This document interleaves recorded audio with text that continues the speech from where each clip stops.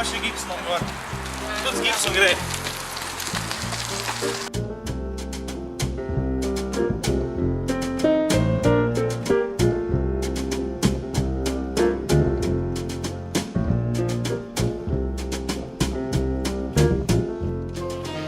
No, na naši poti smo zašli na eno območje, na en predel, kjer vzgajajo različne rastline, rože, začimbe in tukaj je taka trgovina, samo postrežna, kjer si spereš stvar, ki bi želel kupiti, cena napisana in potem tam vržeš v kasec tisti denar, ker pač Švicarji zaupajo ljudem in verjamejo, da so vsi pošteni, tako kot so oni.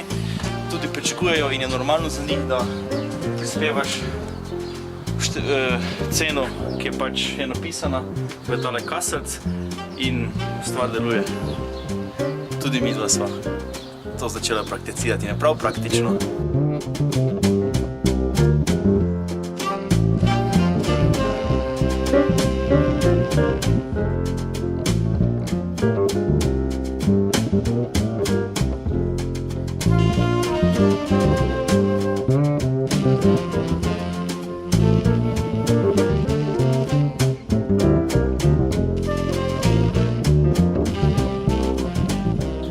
Tukaj je vrt, kjer rože pa zelenjavo sam nabereš in tudi sam prispevaš v blagajno, ki je tam prej bila. Kar pa zanimivo je pa to, da v bistvu sam določiš ceno, koliko bi zdaj to naj stalo. Tako da po občutku malo in pa po pošteni ceni prispevaš nekaj vložek finančne, ki misliš, da bi naj bilo dovolj.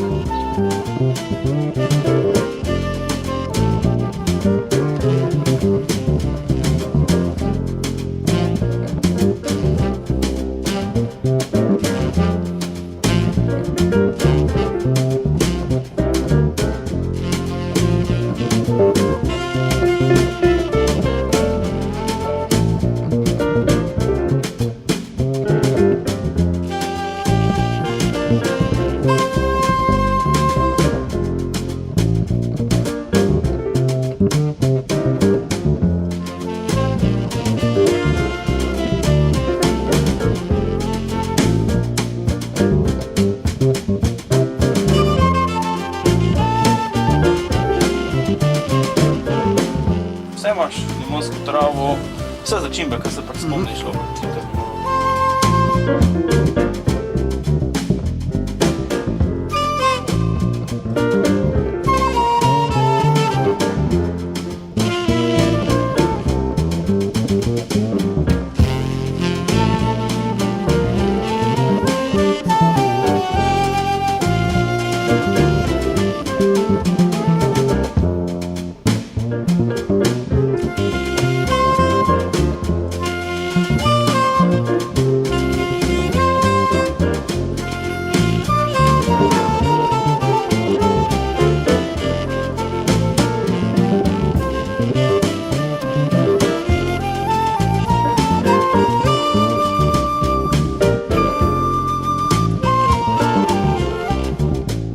Nahajamo se v domu za hendikepirane, tako bi rekla.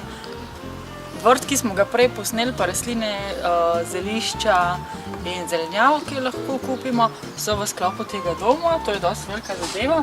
Tukaj lahko vidite eno fotografijo iz zraka. Hendikepirani ljudje tukaj živijo, imajo razne aktivnosti, socializacijo, tudi nekaj dela, gibanje in pa spiritualnost.